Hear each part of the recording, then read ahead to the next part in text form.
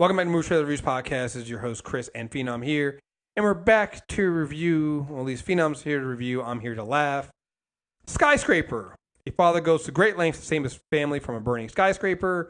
Directed by Rawson Marshall Thurber. It's also written by him and it stars Dwayne Johnson, Neve Campbell, and a bunch of other people I don't give a shit about because it doesn't really matter. It's just starring The Rock.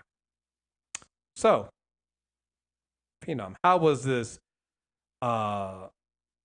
awesome action movie by The Rock, starring playing? Is he like a security guard with one leg or building? Explain all of this. I'm gonna explain all of this. So let me walk you through my day. So I went to see the screener on Tuesday, and Ashley was like, "Hey, you got a screener tonight?" I said, "Yes." She said, "Hey, am I invited?" I said, "If not, then I have to go alone." She's like, "What does that mean?" I was like, "It means exactly what I just said." And she's like, "Well, I don't understand." It means you're invited. And if you don't come, it means I have to go watch this alone. She said, "Okay, well, what movie is it?" I said, "It's Shitscraper. I mean, Sky Shitter. I mean, Skyscraper." And then she went and she watched the trailer, and her response back to me was, "The first one was right." So let's start from there. So an hour before I have to go to the screener, Ashley backs out. And she's like, "I'm not going." And I'm like, "You made the right decision." And Chris is a bastard because the way I ended up with Skyscraper was not by like random, it wasn't RNG, right? Or rolling the dice. I told, we had two screeners. This is your fault. This is your fault. It was either Equalizer 2, which was at the nice theater with the lift seats, or was Skyscraper, which is at the only theater in this area that refuses to upgrade its fucking seats, right? So I said to Chris in the email, I said, "Yo, I have absolutely no more interest in either of these films than the other one. So I'm going to put the moral ball in your court, and you, sir, can either be an asshole or you can be a hero." And it took this nigga about 3 clicks and a sin to be the asshole and take the good seat Equalizer 2 film. Like, I feel like you were smiling when you sent me this email. "Well, I'm going to see Equalizer, click." And nigga, I gave you a choice. I was like, "Yo, we can split it up." If you said you wanted to see Equalizer 2, I would have sucked it up and gone to Skyscraper. I really would have gone. I didn't want to go because I wanted to see Equalizer 2. You were the one who was like, "I don't have a desire to see anything." Well, I was like, "Oh shit, nigga, I want to see Equalizer 2. So, guess you're seeing Skyscraper? Yeah, so I went to see Skyscraper. I have not, outside of seeing the poster and seeing about 2 seconds of the trailer, watched the trailer for this because I have no reason to watch a trailer for a film called Skyscraper starring The Rock in one of the most Photoshopped, digitally graphicked posters I've ever seen for Try Hard 7. Okay, like you're not fooling me with this shit. This is Nakatomi Plaza, and y'all want The Rock to be in it. I'm not falling for that bullshit. So I'm just gonna go watch this, and it is what it is. I'll start off the bat. It is a C- ass film. Period. It just is. It is soulless. It is lifeless. It is like half of Drake's Scorpion album right now. Okay. Some of that shit knocks. Some of it you understand why he's able to get away with it. And the other part of that shit, you don't remember what he was talking about 2 seconds after he was talking about it. And that's this film has no story, no memorable story element whatsoever. I'm gonna be honest. That's a you said a C-? It's for really weird reasons that it's a C-, right? Like, this is a kid that's not trying to try. But that's about average. Actually might be a little bit better, slightly better than most Dwayne Johnson films. Because let's be honest. So I know we're jumping to the end, but is it better? Like, is it more or less forgettable than Rampage? It's more forgettable because because Chris, it has no, like, Rampage actually has life from even the creatures in it, right? Like, true. If you wanted to see a monster film on screen, screaming monsters, okay, and built in a whole city being torn apart, then Rampage works for you, right? Because you get that action and you feel something while watching it. You might feel stupid, but you feel something while watching it. I didn't feel shit while watching Skyscraper, but I wish I had a watch to check because this shit is still going on. So let me get into this, like the actual film story. So this film is directed by Beau Flynn. It is written by Ross and Marshall Thurber. Let's start there. Beau Flynn has produced like 30-something films. He's been on like 30-something film projects. This guy's films has amassed a profit of $1.9 billion. He has his own production company. I say this because if you go back and look at all of The Rock's films since like 2012, they're all produced by Beau Flynn. His name is on all of them somewhere. If he's not a producer, he's an executive producer. If he's not an executive producer, he's like a director. They are in cahoots. Good God. Okay, you're right. I'm looking. He did Rampage. Yeah, he did 2012. He did Hercules, my nigga. Like Journey to the Mystery Island, the Mysterious Island. Like, holy shit, he has done every single one of these. And Ross and Marshall Thurber is a part of this clique because he writes for a lot of those films. Like if you go back and look at the last stuff he wrote or directed for, this was a guy that was actor turned director turned writer on like the triple threat, the trifecta Rock film team. Okay. So these guys are going to be making a lot of money together for a really long time, it seems. We'll see how this works out with this film and how much it brings in this weekend. Because right now it's not particularly slated to do so good. But we'll see how. That's the thing about Rock's films. I keep trying to tell people, like, people are like, oh, but he sells a bunch of. I'm like, well, actually, I believe Rampage did worse than, because for all the talk people did about, A Wrinkle in Time flopping, A Wrinkle in Time did better at the domestic box office than Rampage did. He makes all his money overseas.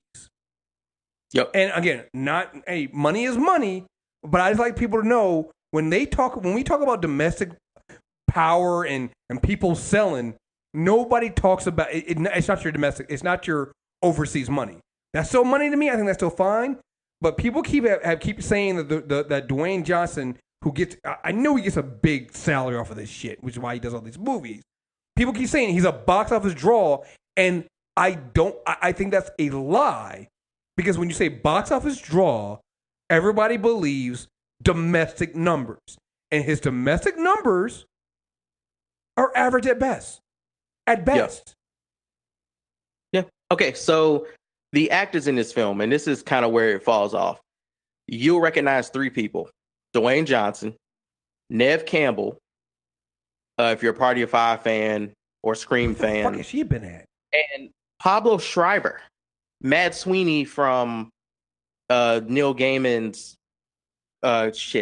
American Gods, right? And Pablo Schreiber in any film just is part of something bad, okay? Him and Liev Schreiber will always be part of something bad, even when they might have a good moral high ground at some point in whatever they're doing. They are brothers of, you just look like you're doing some shit. Automatically, when you see him in the opening of this film, you're like, he's going to fuck with The Rock at some point. He's going to fuck it all up for everybody at some point. I'm sorry. I got to go back to Neve Campbell. Yep. She really, I was like, man, she hasn't, where the fuck she been at? I'm like, and I look at her IMDb, it's like, other than like some TV stuff here and there, she really hasn't done anything since Scream 4. And I'm like, holy shit. She's not just in this. She's like, they tried to make her a badass in this. Like, she has a lot of speaking lines. She has action scenes. There's actually a female on female fight. They really tried to do a lot with her in this film. Good for her. I'm good. I mean, I'm just saying, I was just shocked because I saw her name and I was like, wait a minute, what the fuck has she done since Scream 4? And I'm like, oh, she really hasn't done anything. They really dug her up for this. And I'm glad that they actually gave her something to do, I guess. Hey, good on her. I mean, she showed up. She did not phone this in at all. She was completely here. Good for her. She's hoping that this is a great payday for her and a relaunch, I'm assuming, of her action career, or a launch from the start of her action career. But we'll see how far that goes. So the story here is that The Rock plays Will Sawyer, which is the whitest fucking name from an 1865 novel that you're forced to read in grade school I've ever heard. Like, his name is Will Sawyer. Didn't he have the same kind of fucking name? Like, what was his name in fucking Rampage? I felt like it was something else stupid as well. No, it was David Okoye. So why does The Rock always get these names that feel like they don't fit him as The Rock? It's either David Okoye adds some type of, well, he's not white because Okoye, but Will Sawyer, my nigga, Will Sawyer. oh, man. How does he not own slaves? Like, Will Sawyer, my nigga. He lives on the other side of the Mississippi, the far deep end of the Mississippi, with the name Will Sawyer. He's a former FBI hostage rescue team leader and amputee. So this film opens up with a hostage situation that is the most generic. We're really not going to give you any backstory about this hostage situation, except that this is here to show you why he's missing a leg for the rest of the film. Something happens, he loses his leg. Okay. We jump years later. They show how him and Neve Campbell meet in like a split second. And in the future, he is married to her and they have 2 kids.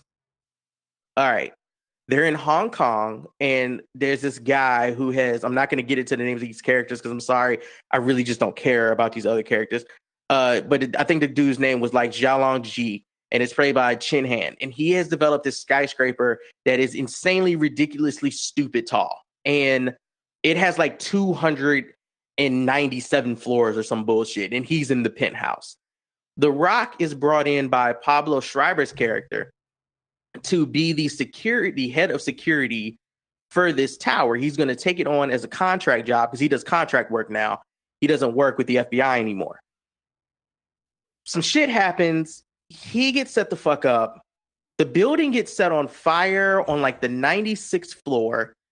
His family is the only family living in the building, because the building has a whole residential section between like floor 80 and floor like 150 or some shit. But they haven't moved people in yet. The whole bottom is like stores, businesses, and a mall, right? And the residential area gets set on fire by these terrorists. I think one of the terrorists is played by Roland Moeller. He's Perez Botha. And they basically come in, set the shit on fire, and they're doing it for some reason to get at Xiaolong Ji, the owner of this tower. And the only reason The Rock is even fucking here is because he has a piece of equipment that gives him full root access to security for the building, and his family is in the fucking building. This house is very, very complicated. It's complicated for no fucking reason, but it's actually not that complicated the way they lay it out, right? They do a really good job of just laying the breadcrumbs for you to follow and like, ooh, piece of candy to really keep up with the story. Either way, the whole purpose of the film from that point is for him to get in the building, get to his family, get them the fuck out before this whole shit like goes up in a fiery flame. And from that point is where I have to break this film down into 3 sections. And these are actual quotes from the film. Section 1, the beginning. Quote, "This is crazy."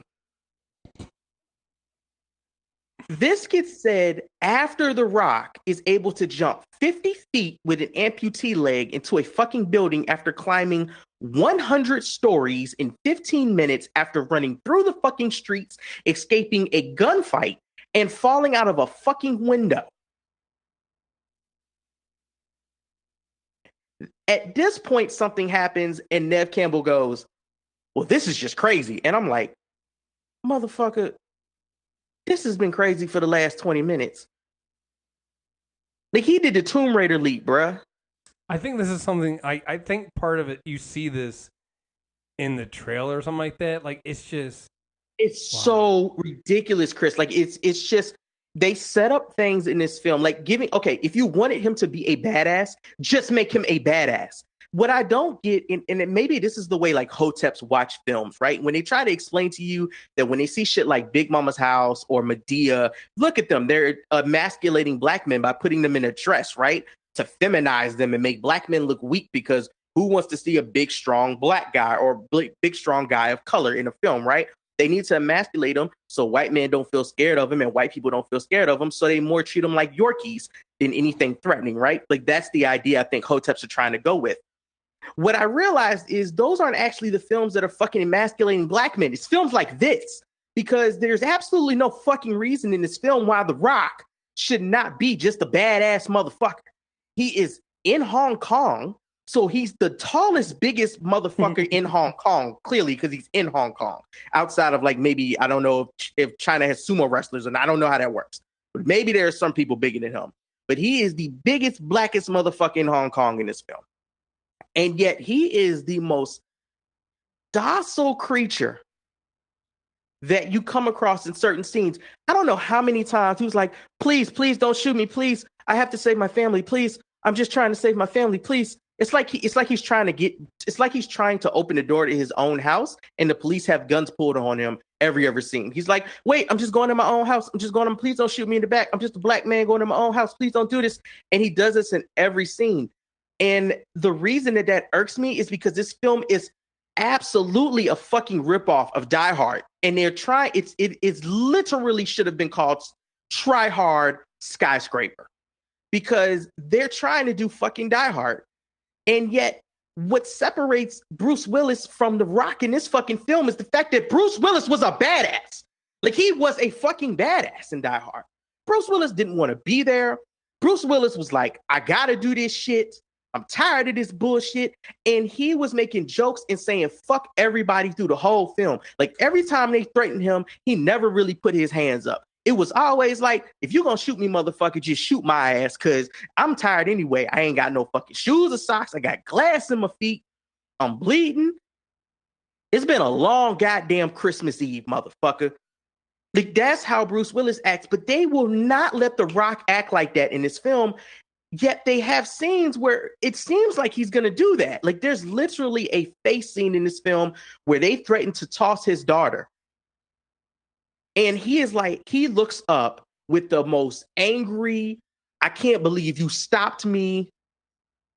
Fuck you, officer, grill face. I'm not taking it today, ever. Like, that is the face.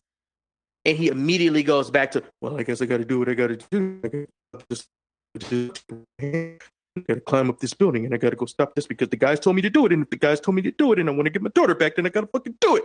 It's just, like, that shit is emasculating. But that's the thing that they've done with The Rock. I outside of the Fast series, I don't think we've ever got, because I think, to me, The Rock is one of the biggest disappointments to me when it comes to, outside of Hodges, he's never been evil, bruh. What? Not just, like, it's not even about confidently cocky evil. It's not even about being evil. He's never been the action star that we thought he was supposed to be. Like, it was those first couple movies that he came out with. It was like, what was it? It's not Walking Tall. It was what, The Rundown, something like that. Where they had that one scene where we bring this up every time we talk about The Rock. We do that scene where he's passing by Arnold Schwarzenegger. It's supposed to be like them passing the torch of Arnold Schwarzenegger being the action star, action hero, and Dwayne Johnson taking it over and taking over Hollywood and doing that. And it started off where he was doing okay, and then they just stopped. And I don't know what it is. It's like all his movies, like we were just talking about the Equalizer 2 and how, and again, actually, this review will come out before the Equalizer 2 one, but I say in the Equalizer 2 that Denzel Washington's in that film, he doesn't phone it in. He's Denzel, but it's like, it's enjoyable. You can tell he wanted to be there. It's like, you're down. All right, cool. With The Rock, it's like, to me, he's still phoning it in, even though he's like, he's over the top promoting the film. He's always going to be great. It all feels fake, though. It's all just like, it doesn't feel like it's never an interesting film. But Chris, he's not phoning it in. That's the problem. It's the way they wrote his character. They want him to be this big, lovable pushover guy who'll do anything to save his family. That's what this character is. This character is a guy who's just like, it literally is he's just having a really bad day guy, and not a bad day of shit just finds him. he's having a bad day, like, oh, I got a ticket. Oh no, I spilled my coffee.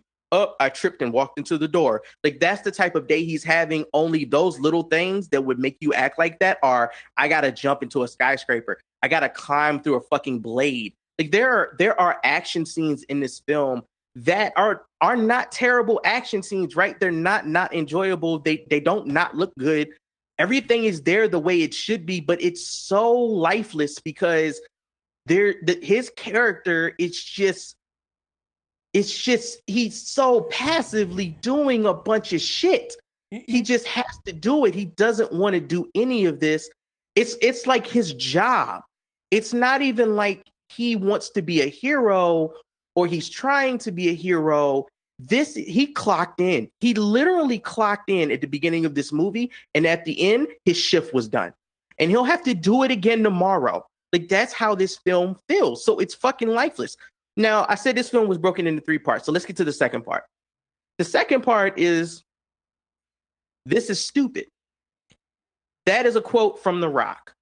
And that is the point where you start to see him wrapping his hands in duct tape to climb outside of the building to go do something at 200 stories. And it is stupid. Like, everything that they get him to do in this film is stupid. Every decision that gets made in this film is stupid. And you're like, there has to be another way to do this. But this guy who supposedly knows this building inside and out, that he just walked in for, like, that he just made it to certain areas of for the first time today, and all of a sudden he was basically the damn architect of it. He can't find better ways to do any of this shit. He literally does everything everybody tells him to do in this film, and it doesn't ever feel like he makes a decision on his own outside of how he's going to do what they're telling him to do. So it just gets dumber and dumber and dumber. It's like playing a video game where you beat the boss and the boss comes back and now the boss breathes fire. Where you beat the fire breathing the boss, he comes back and now the boss has an alligator as a pet that he uses to fight. But you're like, fuck, he breathes fire and he has an alligator. Okay, fuck it. I got to deal with the alligator and I got to dose water in his mouth. Then he comes back and the motherfucker can control the goddamn weather. And you're like, holy shit, man, is this ever going to this just gets more and more amped up ridiculous. I had to jump into a building. Now I have to swing outside of a building. Now I have to fight on the roof. This is fucking ridiculous. And it has the most hell looking scene in a film ever. The last 20 minutes of this film are just everything on fire. They are in hell. They're just in hell. Thor Ragnarok does not look as much like hell as the last 20 minutes of this film does. Okay, it's just fire everywhere.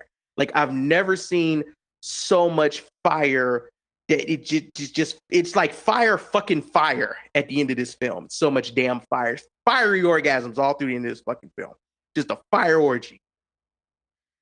And the last section of this film is, got any duct tape?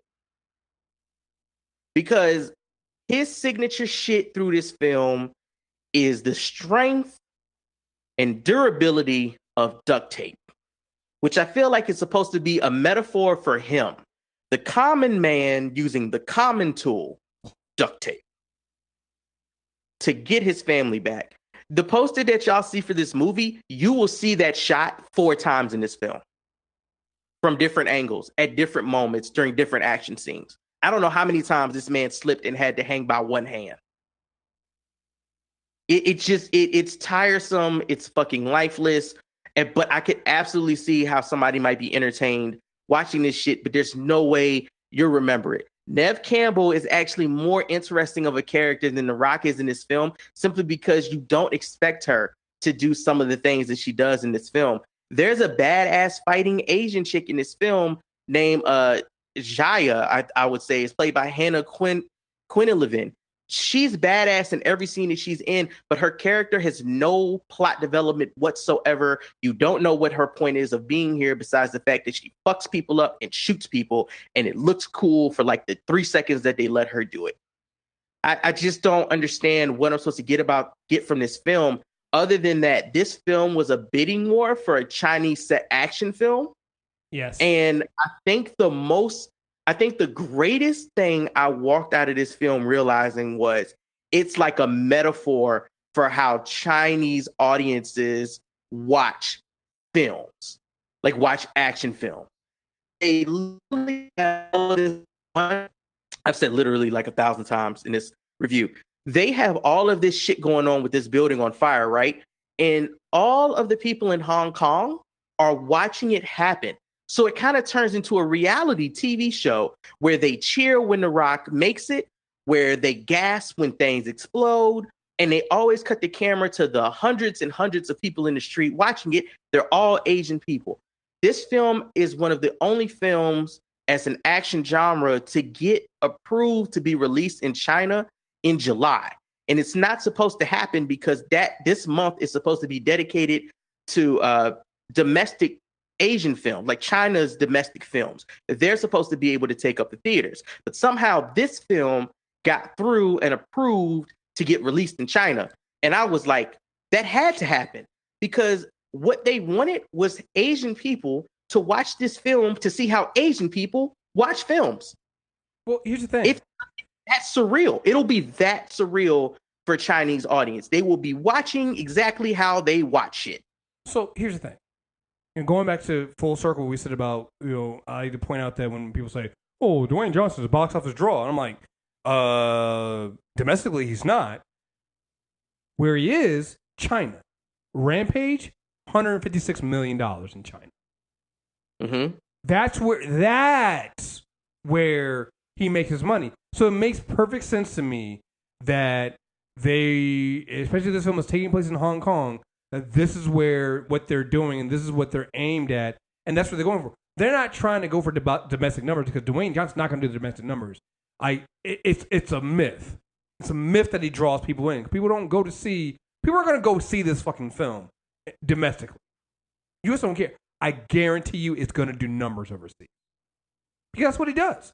That's where his money is. It feels like a Chinese film, too. It feels like a Chinese action film from certain aspects, like from the detectives that are watching him do this, trying to figure out if he's a good guy or a bad guy, to the villains that are Asian, who are just badasses at how they're doing their hacking and taking over buildings and shit. It feels like a John Woo action film at certain points, and then they cut back to The Rock, and you remember that John Woo would never have had a hand in what the final product of this bullshit is.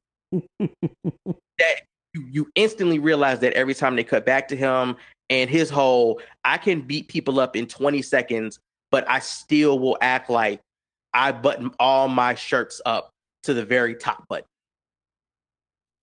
Like my neck won't bust through. I just, like, he doesn't know how to tie a fucking tie in this movie, Chris. That's how much of a common man he is in this film.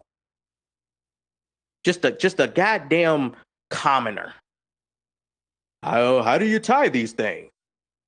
His wife has to tie his tie.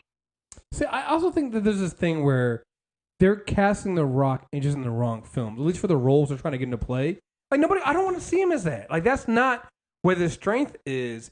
And it kind of reminds me, like, and I'm so glad that they decided not to do this film, when they were going to do Jason Momoa in the Crow remake. And I'm like, why would you do that?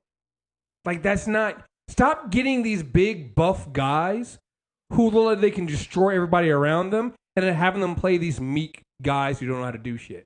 It only works in comedy. Like, it worked in Jumanji 2. It worked in Jumanji 2 because it's like, that was the joke. The joke was that he looks like The Rock, but he's really played by this, skinny white, nerd kid, right? It worked in Blockers with John Cena and what he was doing, and that it works in those comedies.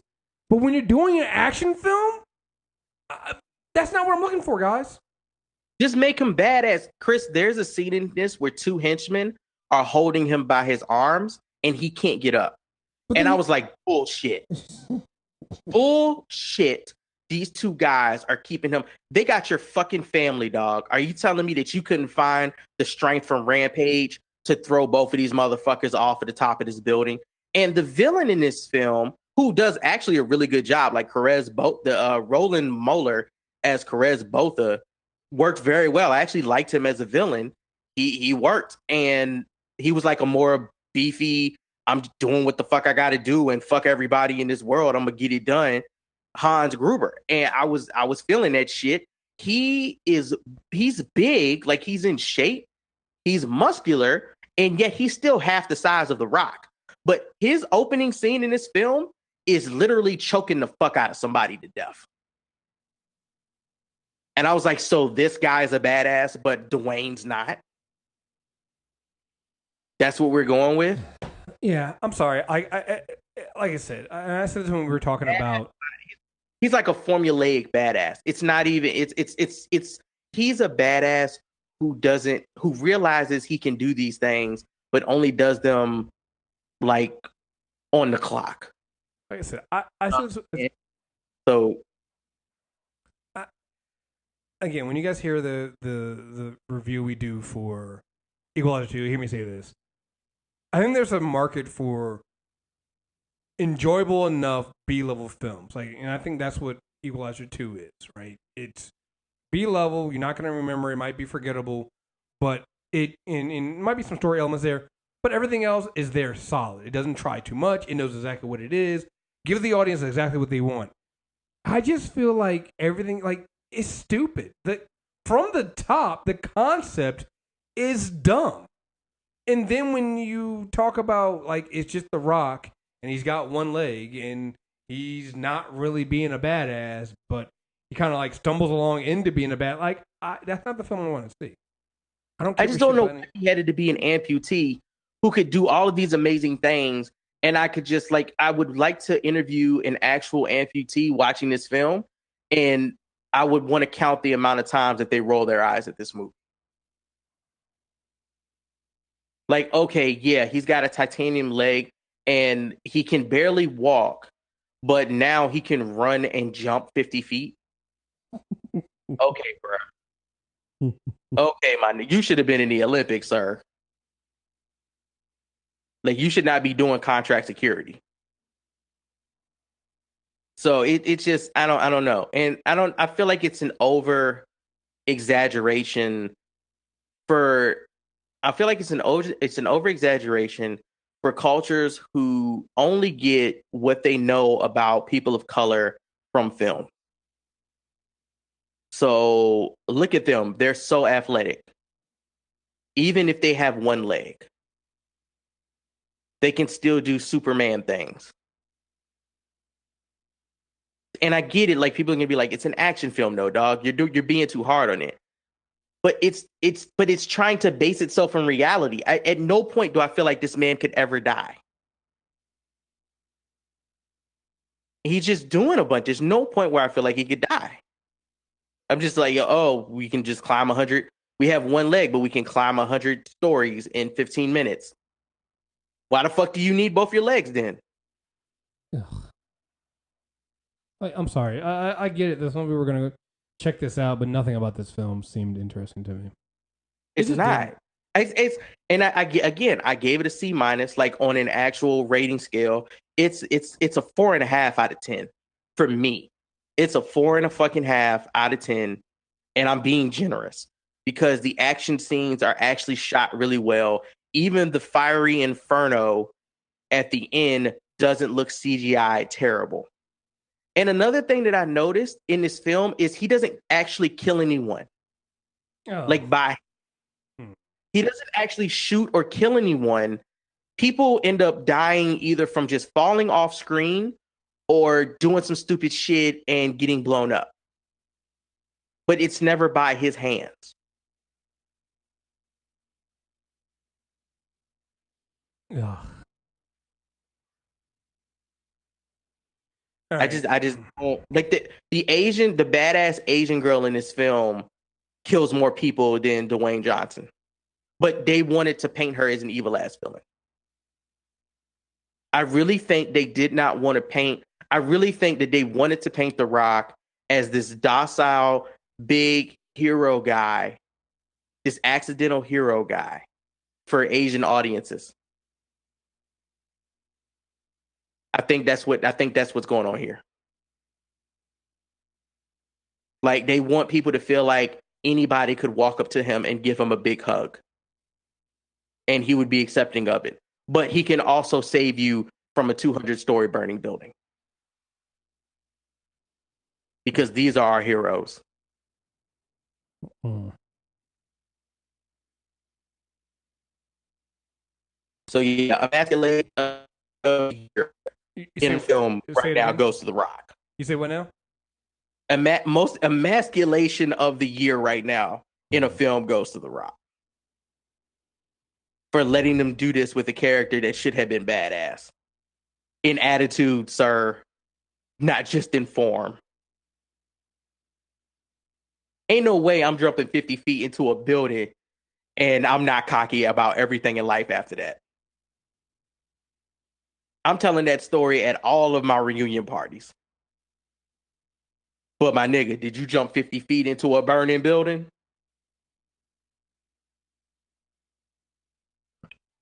All right. Fuck this film. You give it a 4.5 out of 10. Oh God. Anyway, folks, so there you guys have it. That is a review for Shitscraper, Skyscraper, Scraping of the Sky, whatever the fuck you want to call it. You can find the rest of our reviews on Movie Trailer Reviews. You can search for that on iTunes, Stitcher Radio, Google Play Music. Also, if you're listening to this, we are going to San Diego Comic-Con. Myself, Shanna, and Phenom will be in San Diego Comic-Con next week, all next week. So if you want to keep up on what we're doing, make sure you follow us on YouTube, youtube.com/MTR Network. Instagram, instagram.com/MTR Network. Also, just follow us, on Twitter, the MTR Network, Sandy Report, Phenom Black, Shitty Bomb Mods. Make sure you follow us all. We'll be doing all kinds of stuff.